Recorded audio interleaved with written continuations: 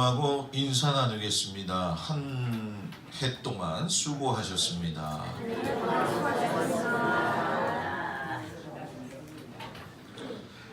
추수감사절 맞이하면서 한 해 동안 각자의 위치에서 수고하고 또 노력하고 또 그에 따라서 하나님께서 철을 따라 꼴을 먹여주시고 여러분들 상황들 가운데 하나님 인도해 주신 것을 감사드리면서 내년을 준비하고 기약할 수 있는 그런 시간이 되어지기를 주의 이름으로 축복을 드립니다.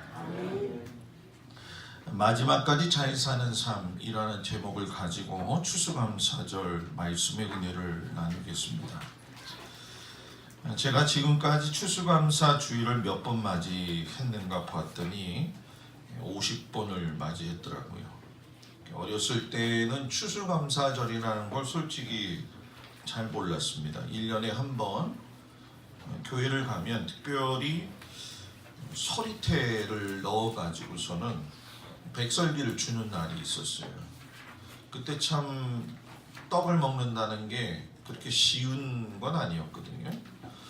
교회 여성교회 회원들이 떡을 참 많이 해가지고선 백설기를 나눠줄 적에 그 맛이 참 좋았죠.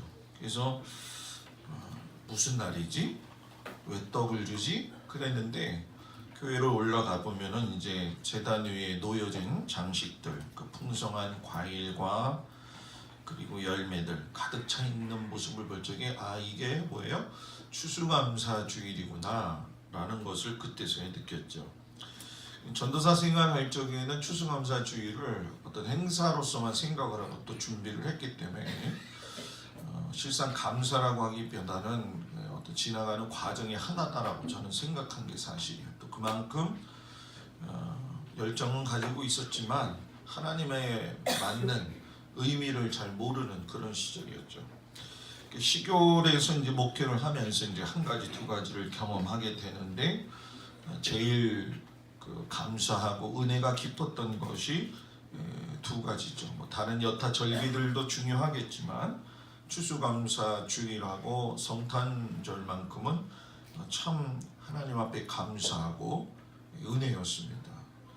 성도들이 어떻게 농사를 지어가지고 이것을 하나님 앞에 드리는지를 알게 되었고 또 제가 농사를 같이 접으면서 그 땀 한 방울 흘리면서 그 곡식을 결과를 이렇게 얻어본 소출을 얻어본 경험을 하다 보니까 이 추수감사절 하나님의 은혜는 이거는 아마도 상상 못할 하나님의 큰 은혜가 아닌가.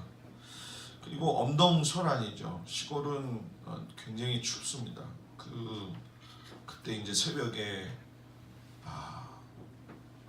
그러니까 저녁 한 12시에 나가서 새벽송을 부르고 이렇게 오면은 교회에 4시, 5시 잠깐 눈 붙이고 성탄절 예배 드렸던 모습이 지금도 생각이 날까요?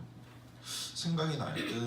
이것이 왜 은혜냐면은 모두가 다 그런 마음을 가지고 있겠지만 하나님의 그 도우심과 인도하심에 대해서 깊은 은혜가 있는 사람은 내 삶이 내 것이 아니라 하나님께서 주관하신다는 걸 알고 있습니다. 그렇기 때문에 내게 좋은 열매를 주시는 분도 하나님이시고 때로는 어렵고 힘들지만 그래도 부족한 열매 가운데에서도 하나님께서 인도해 주셨다는 그 사실 하나만으로도 감사를 드리는 것이 이 추수감사절이죠. 여러분 사람 사는 인생은 하나님의 은혜가 없이는 도저히 뭐예요? 살 수가 없습니다. 인생을 시작하면서 내가 어떤 씨앗을 뿌리느냐 이것도 중요하겠지만 마지막에 가서 추수할 때 내가 어떤 열매들을 얻느냐 이것이 더 중요하다는 걸 저와 여러분들이 잘 알기를 바랍니다.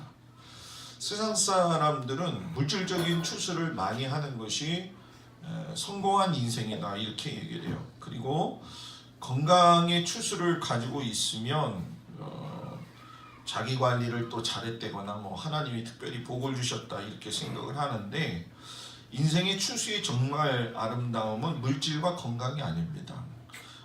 마지막에 하나님의 백성답게 살았고 하나님의 백성답게 삶을 잘 마무리하는 것이 가장 큰 축복입니다. 목회를 하면서 아주 많은 그 상황과 환경 속에서 살아가는 다양한 성도들의 이제 모습이 제 기억 속에 많이 남아 있는 사람들이 있어요.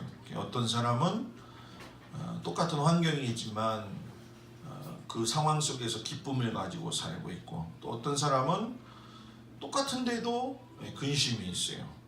그래서 제가 보니까 느끼는 것이, 걱정거리가 있어서 근심이 있는 거는 사람이 누구든지 다 할 수 있는 거예요. 그런데 문제는 걱정을 안 해도 되는 걸 걱정을 사가지고선 근심을 달고 다니는 건 내 인생을 뭐예요? 피곤하게 만든다는 거예요. 벼가 그 알맹이 곡식이 쫙 익어가지고 고개를 수그렸을 때 황금빛이 쫙 나는 그 모습이 아름다운 것처럼, 인생의 그 마지막 때 갔을 때의 우리들의 모습이 벼에 익어진 황금 같은 물결의 모습이 저와 여러분들 가운데 있기를 주의 이름으로 축복을 드립니다. 현재 신앙생활을 여러분들이 잘 해야 되는 이유는 신앙의 이 내공은 하루아침에 이루어지는 것이 아니에요. 많은 사람들이 교회를 다니면서도 나약하게 무너지는 이유 중에 하나는 뭐냐면, 신앙생활을 하나님과 1대1의 관계로 보지 않고 어떤 면에서 보면 의례적으로 내가 습관적으로 드리는 예배가 되어지기 때문에 20년 믿어도 내공이 없어요. 내공이 있는 사람은 삶에서 처절하게 하나님과 부딪히고 인도함 받고 거기서 경험되어질 적에 그 내공이 쌓여서 결국은 여러분 뭐예요? 정말 신앙의 사람이 되는 거예요. 저는 우리 성도들이 올해 추수감사절을 맞이하면서 앞으로 5년, 10년, 15년 후를 좀 생각하고 하나님을 잘 섬길 수 있는 은혜가 되기를 바랍니다. 보석과 같은 인생이 아니다 할지라도 예수의 얼굴은, 예수의 마음은 나타날 수 있는 진국과 같은 성도가 되기를 주의 이름으로 축복을 드립니다. 사람이 노년기에 접어들면 나타나는 현상이 두 가지가 있어요. 하나가 나르시즘이고 하나가 페이탈리즘이라고 하는데, 이 나르시즘 같은 경우에는 이 자기 몰입을 이야기하는 거예요. 자기 피해 의식이죠. 근데 대개의 경우가 이제 우리가 인생을 살고 마지막에 보면 인생에 굴곡이 많고 힘들게 고초를 겪은 사람들은 자기 몰입과 자기 피해 의식이 많아요. 그래서 보통 경우에 이런 분들이 나는 이때까지 고생만 했으니까 혼자 살아야 되겠다. 요즘 조론하는 사람들이 꽤 많이 있잖아요. 그리고 내가 가족들을 위해서 이만큼 희생했으니까 이제는 나만의 인생을 갖겠다. 나만의 권리를 찾겠다. 그리고 인생은 단 한 번뿐이니까 내가 그 한 번뿐인 인생을 다른 거 신경 안 쓰고 나한테만 투자하면서 살겠다. 욜로족이죠. 욜로족이 You only live once 해가지고서는 인생은 한 번뿐이야. 오직 한 번뿐이야. 그래서 라면 하나 먹고 6,000원짜리 커피 사 먹는데요. 그런 사람들은 인생을 멋있게 그렇게 살다가 가겠다는 거죠. 근데 여러분, 우리가 잘 알지만 조론이 됐든 욜로가 됐든 하나님을 잘 믿어야 될 이유가 뭐냐면, 인생은 시대 그 20대, 30대, 40대, 50대, 60대, 70대, 80대, 90대까지 100대까지 살 동안 그 연령대에 맞게 어려움들이 참 많아요. 제가 이렇게 보니까 아마 여러분들도 그런 생각들을 가질 거라고 생각해요. 20대는 너무너무 좋죠, 그죠? 시간 가는 것도 모르고. 30대는 가정을 꾸려서 자녀들을 키우고, 40대는 그 자녀들을 갖다가 키우면서 생활 안정 기반을 만들어야 되고, 또 50대 되면 그 아이들, 한국은 전통적으로 이제 자식들을 끝까지 책임지는 스타일이기 때문에 장가 또 이제 시집 보내기까지 이제 빚도 져야 되고 하는 그런 모습들. 60대 이렇게 돼 갖고 보면은 내가 인생을 헛살았나 하면서 우울증에 빠지기도 하고. 이 70대가 되면은 마음은 젊은데 뭐예요? 몸은 따라주질 않아요. 그래서 기력이 쇠하했는데 섭섭한 마음이 자꾸 드는 거예요. 70대는. 그리고 80대는 여러분 뭐예요? 인생을 득도에 당기죠. 그죠? 이것도 생각하고 저것도 생각하고 잠이 잘 안 와요. 이게 인생인데 이런 인생 가운데에서 내가 피해의식을 가지고 있는 사람은 결국은 인생을 아름답게 열매를 맺을 수가 없어요. 20대가 됐든 80대가 됐든 하나님 안에서 은혜를 경험한 사람은 인생의 처음과 마지막을 주관하시는 분이 하나님이시라는 걸 알기 때문에 매 순간 어려움 속에서도 감사할 수 있는 은혜가 있습니다. 저는 우리 성도들이 그런 은혜를 경험하기를 바랍니다. 너무 어려운 시간을 지날 적에 그것이 터널과 같다 할지라도 결국 나중에 가서 보게 되면 그것은 내 신앙의 자산이 되고 내 하나님이 나를 인도하셨다는 걸 뼈저리게 느낄 수 있는 은혜의 시간이 됩니다. 근데 이런 말씀에 대해서 또 영적으로 깨어있지 못하면 이 마음이 삐딱하기 때문에 마지막까지 죽으면서도 뭐예요? 내 인생은 실패했다라고 생각을 하면서 아쉽게 인생을 마무리하는 성도들도 있다라는 거예요. 그렇기 때문에 저는 예수 믿으면서 정말 중요한 게 뭐냐면 피해 의식의 생각을 가지고 살지 말고 하나님이 내게 주신 이 인생을 정말로 말씀으로 뒤돌아보고 자기의 슬픔과 분노를 점검하면서 말씀으로 죽여내고 살 수 있는 저와 여러분이 되길 바랍니다. 이 페이탈리즘이라고 하는 건 염세적이고 또 운명론적인 사고방식을 이야기하죠. 나는 늙었어. 사회에서 버림받은 존재야. 나를 원하는 사람이 없어. 뭐 우리 장로님 권사님들은 나이 연배가 크시니까 뭐 그런 걸 경험하시지만 저도 이제 애들 나가고 이제 토요일 날 늦게 이렇게 애들이 오면은 어떨 때 들으면 기분 나빠요. 왜 기분 나쁘냐면 지들이 20대 조금 넘었다고 아버지를 갖다가 좀 약간 무시하는 경향이 좀 있더라고요. 이제 세대 차이가 벌써가 아니라 그게 느껴지는 거예요. 그러면 우리 70대 80대들은 뭐 더 하겠죠. 그래서 제가 요즘 제 스스로가 뭐를 생각하냐면 내 인생의 노년의 삶은 라이프 스타일에 있어서만큼은 신앙적 사고방식을 통해 가지고 분명히 내가 가져야 될 인생의 목표가 있어야겠구나. 취미도 하나님에게 맞추고 자식들한테 맞출 수가 없다라는 거죠. 이게 왜 중요하냐면 여러분 의학적으로 보면은 자기학대와 자존감 상실은 세포의 노화와 죽음을 유발하기 때문에 결국은 에너지가 쇠퇴하게 된다는 거예요.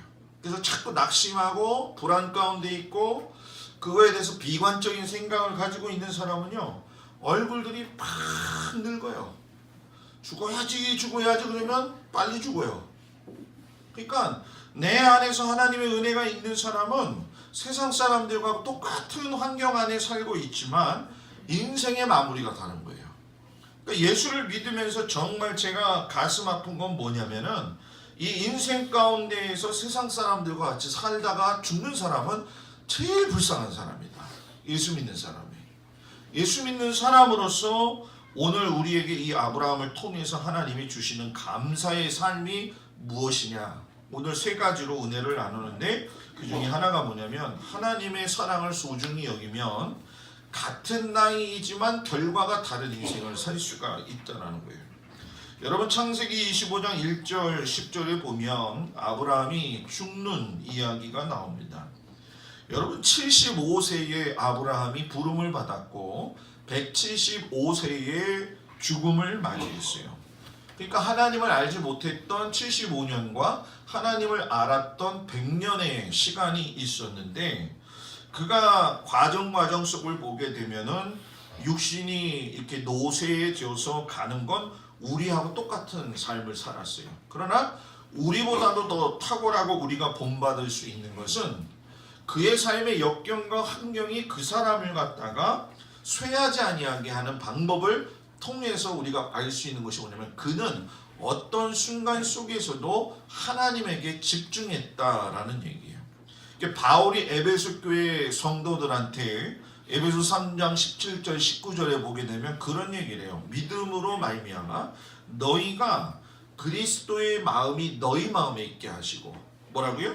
그리스도께서 너희 마음에 있게 하시고, 너희 사랑 가운데 뿌리가 박히고 터가 굳어지고, 그리고 그리스도의 사랑을 알아서 넓이와 길이와 높이와 깊이가 어떠한 것인지를 깨달아서 너희 가운데 충만하기를 구하노라.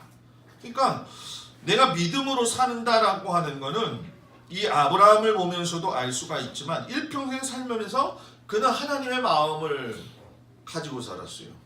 하나님의 마음을 가지고 사는 것이 그냥 내가 가져야지 되는 게 아니라 하나님의 마음을, 하나님을 자신의 삶에 뭐예요?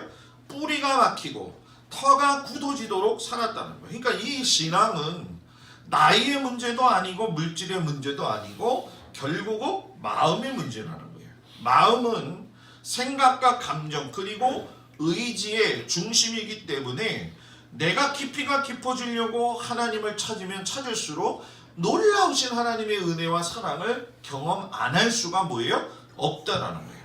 그러니까 예수를 믿으면서 평생 동안 믿었는데 머리로만 이해하고 내면 깊은 곳에서 하나님의 사랑에 대한 어떤 본질적인 경험이 없다고 한다면 그 인생이 얼마나 불쌍하냐는 거예요.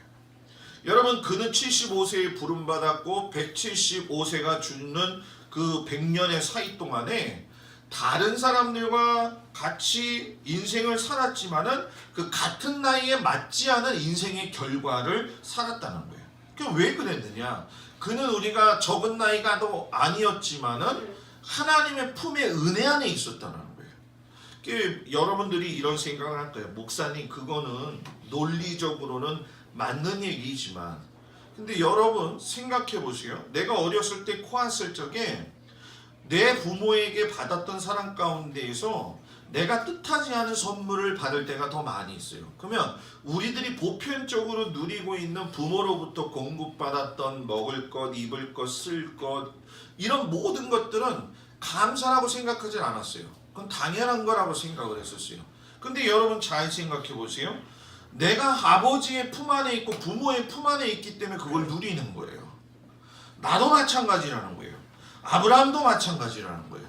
하나님의 품 안에 들어갈 적에 그는 여러분 하나님을 만나는 그 직접적인 삶을 경험했다라는 거예요. 그리고 위기도 많았고 절망도 많았고 상황 가운데 어떻게 보면은 정말 더 세상 사람들보다도 나약한 사람이 아브라함이었음에도 불구하고 그 사람의 움직이고 있는 중심은 하나님이었다는 거예요. 그럼 여러분들은 지금 누구에 의해서 움직이고 있느냐는 거예요. 여러분의 인생을 움직이고 있는 그 중심이 뭐냐는 거예요. 여러분들의 인생의 중심을 옮기고 이제 있게 하는 것이 내가 뭐 세상에서의 어떤 그 위치라든가 또 내가 내 자식들이 될 수도 있는 것이고, 여러분 세상 의지하고 내가 의지했던 모든 것들이 하나님 외에서 벗어나게 될 경우에는 여러분 시간이 지나서 결과가 일어났을 때 전부 다 실망합니다. 전부 다 낙심하게 돼 있어요. 그렇기 때문에 오늘 내가 한탄이나 하고 한숨 쉬고 할 수 있는 그 시간보다는 내 삶에 하나님을 원망하지 아니하고 내 인생을 포기하지 아니하더라도 세상 사람들과 같은 인생을 살고 같은 나이에 연배를 살다 할지라도 질적으로나 양적으로나 다른 삶의 열매를 살아야 될 줄 믿습니다.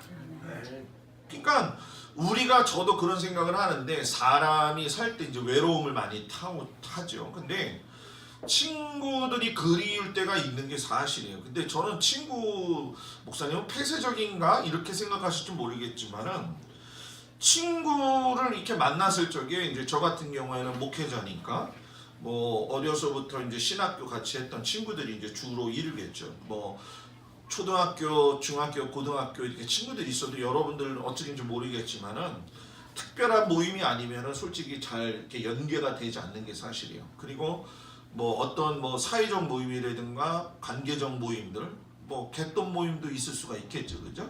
이런 관계들이 있다고 해서 가서 보면은 좋고 선한 게 있지는 않더라는 거예요. 하물며 목사인 친구들하고 만나도 그런 게 제가 눈에 보이더라고요.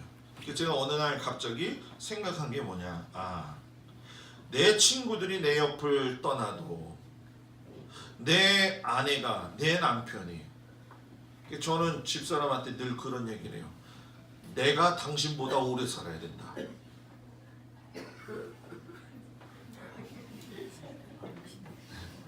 집사람인 자기가 먼저 죽어야 된다. 저는 그렇게 얘기를 해요. 왜 그러냐면 저분은 나 없으면 못 살거든.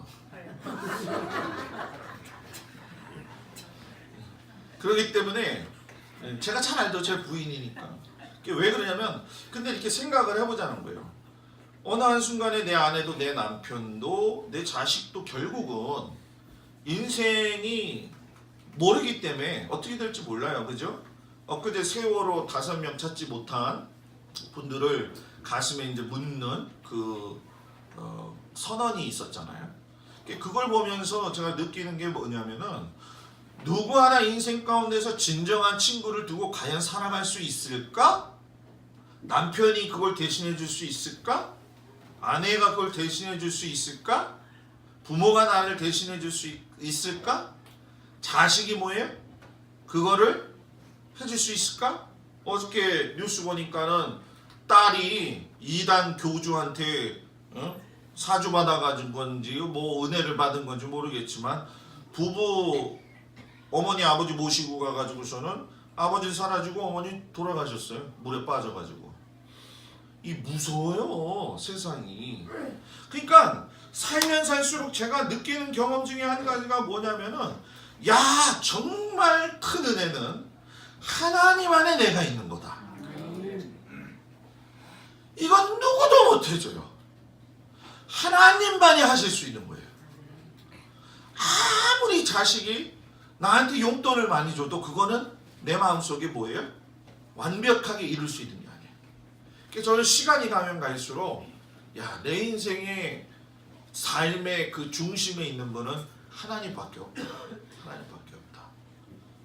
여러분, 하나님을 아브라함이 100년 동안 벗으로, 친구로, 아버지로 모셨던 것처럼 같은 나이의 인생을 살고 있는 세상 사람들하고는 차별이 다른 하나님의 은혜를 경험할 수 있기를 주 이름으로 축복을 드립니다.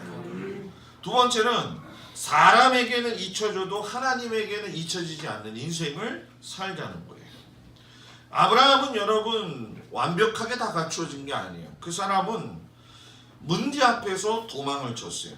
하나님이 보면 그 가나안 땅 지경에 갔을 때에도 흉년이 들었을 적에 그 자리에 머물러 있어야 되지만 아브라함은 자기가 결단 이렇게 생각하고 자기가 원하는 이익 방법으로 찾아가죠. 뭐 다 그럴 거예요. 누구든지 다 똑같을 건데 사람이 어려움에 직면하면은 문제를 이렇게 극복하려고 하는 게 아니라 도망을 가려고 하는 것이 우리들의 마음속에 있는 거예요. 그죠? 있어요, 없어요?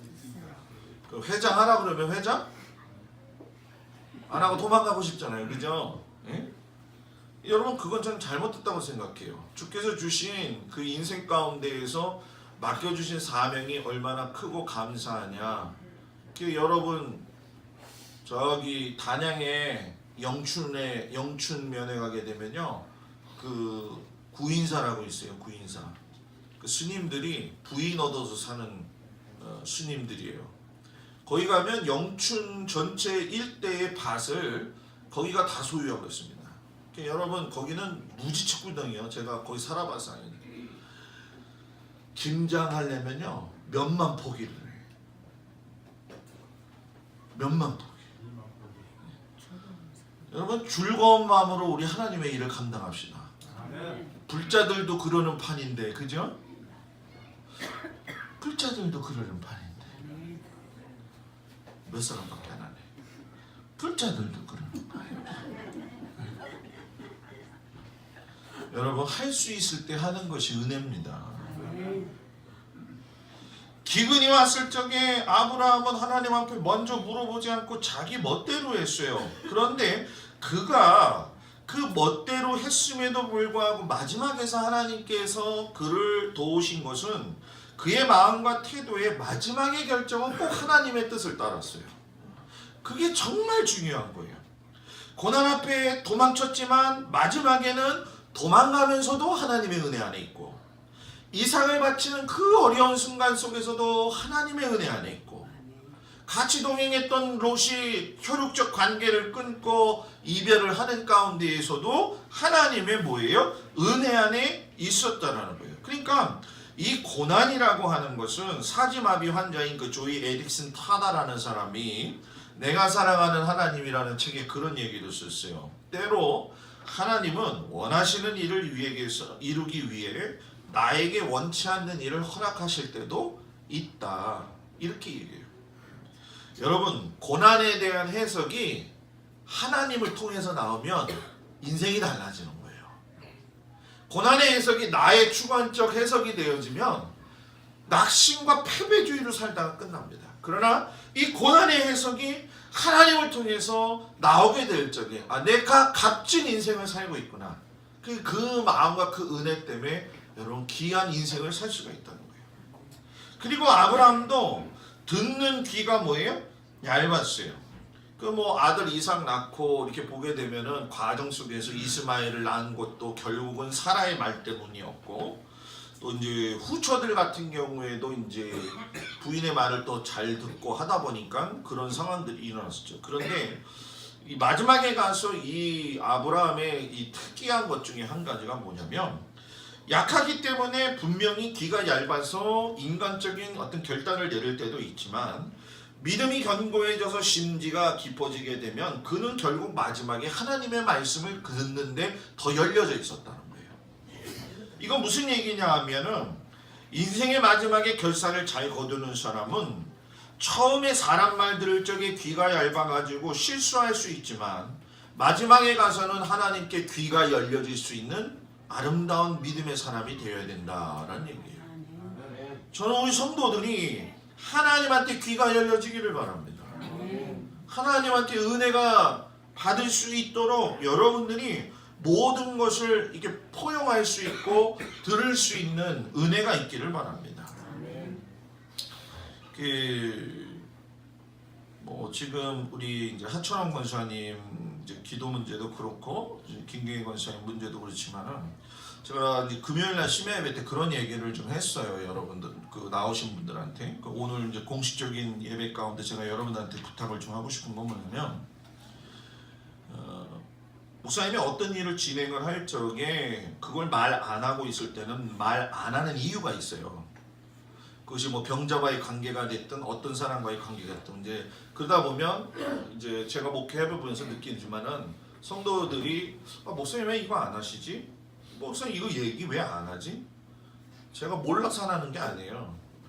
그것이 교회에서 기도거리가 되면 은혜지만 말거리가 되면 그건 교회가 아니라고 저는 생각을 해요. 예를 들어서 몸이 아프다. 그럼 그 사람을 위해서 현실적인 결과에 대한 문제를 제 입술로 나와가지고 이런 상황이 됐습니다 라고 하면은 그거에 대해서 듣고, 그렇게 힘들게 살았구나, 그래서 저렇게 어렵구나, 내가 이걸 놓고 같이 기도해야지. 얼마나 됐대? 언제 된대? 이거 되는가? 목사님 말도 안 하니? 이런 거 하지 마세요. 그거 성숙하지 못한 거예요. 이제는 좀 버려야 되지 않아요? 이제는 좀 버려야 되지 않아요? 아멘. 그런 얘기 한다고 해서 도와주는 거 하나도 없어요, 여러분. 끝까지 그걸 물고 넘어지는 건 결국은 목회자인 제가 해야 될 몫이에요. 그렇기 때문에 동분서주하기도 하지만은 그렇다고 해서 제가 피곤하고 힘들다는 게 아니에요. 전 제가 해야 될 십자가의 짐을 지고 가는 거예요. 그럼 여러분들이 져야 될 십자가는 뭐냐? 묵묵히 기도하는 거예요. 걱정해준다고 하는 말이 오히려 더 귀에 힘들게 할 때가 많아요. 목사님 생각해준다고 하는 말이 오히려 제 마음속에 더 어려움이 올 때가 많은 게 사실이에요. 그래서 예를 들어서 목사님한테 진짜 하고 싶은 이야기 있으면 장로님들한테 가서 이야기하세요. 장로님들 목사님한테 이런 얘기 좀 해주세요. 그럼 장로님들이 다 알아서 걸러가지고서는 하실 거예요. 될 수 있으면 저는 여러분들한테 그런 것들을 이야기하지 않을 거예요. 그래서 내일 이렇게 내년 목회도 그렇지만은 어떤 부분에서 이렇게 선을 긋는 것이 아니라 이제는 교회가 8년 넘었으니까 9년쯤 되면 체계적으로 세워야 될 부분은 체계적으로 세워야 될 부분들이 필요가 뭐예요? 있다라는 거예요. 여러분들이 어떤 교회에 문제가 있을 적에 그 문제를 놓고 딱 얘기하지 마세요. 문제의 결과가 목사님 이렇게 말씀하셨어. 이런 상황이야. 그러면 지금부터 기도하는 거예요. 내일 수술이에요. 딱 떨어졌어. 그러면 내일 수술 12시에 해요. 그러면 12시부터 1시 반, 2시까지는 어디에 있든지 권사님 위해서 기도해주고 그잖아요? 뭐 다른 얘기 할 필요가 없어요. 네? 뭐 김경희 권사님 이야기뿐만이 아니에요. 모든 성도들이 제가 여러분의 담임 목사인 걸 인정하세요? 인정하세요? 그러면 정말 어렵고 힘든 문제들이 있으면 저한테 오세요. 그리고서 목사님 이것만큼은 너무 힘든데 기도해 주세요. 난 정말 그랬으면 좋겠어요. 우리 교인들 정말 그랬으면 좋겠어요. 그래서 여러분 사람이 거짓말을 해야 될 때가 있다 이렇게 얘기를 하는데 거짓말은 안 좋은 것 같아요. 저도 거짓말은 여러분들한테 하고 싶지도 않고 근데 이 아브라함은요 거짓말도 되게 잘했어요. 그죠? 사라가 얼마나 예뻤는지는 잘 모르겠어요. 근데 이 어디 성만 가면은 만나는 사람들마다 다 내 누이라고 그래요. 결론이 뭐냐? 자기가 뭐예요? 죽을 것 같아서 이기적인 사람이에요. 아주 자기만 아는 사람이에요. 그런데 마지막에 가면 하나님 앞에 꼭 돌아서요. 이 사람 특징이. 그러니까 하나님께 기억이 되어지지 사람한테서는 뭐예요? 잊혀지는 사람이 되어도 좋다라는 거예요. 마지막으로 우리가 깨달아야 될 건 뭐냐? 마지막까지 잘 살면 하나님이 주시는 아름다운 결과를 누릴 수가 있어요. 자녀가 하나도 없던 사람이 오늘 성경에 보니까 아브라함, 이삭과 이스마엘을 빼고도 시므란, 욕산, 무단, 미디안, 이스박, 수아 이런 자녀들을 낳잖아요. 75세 때 만나서 100년 동안 이렇게 하나님이 축복하시는 거. 성경에 보면 바울이 아브라함의 몸이 죽었다 이렇게 얘기를 해요. 끝났다라는 거예요.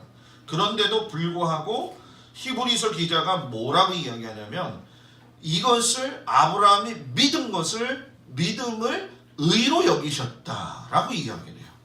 현실은 죽었어요. 애를 못 낳아요. 그런데 믿음은 안 될 상황에서 보니까 그걸 하나님이 뭘로 여기셨다? 의로 여기셨다. 그러니까 안 된다라고 이야기하지 말고 그걸 믿음을 가지고 살면 하나님이 뭐예요? 의롭게 여기시고 그 인생을 뭐예요? 인도해 주신다는 거예요. 그리고 믿음으로 시작해서 마지막까지 믿음으로 끝내야 돼요. 여러분 불신이라는 것은 하나님보다는 어떤 인간의 배경, 사건 또는 어떤 환경을 이제 더 의뢰하는 것이죠. 나는 믿음의 사람인가 한번 살펴보아야 될 필요가 있어요.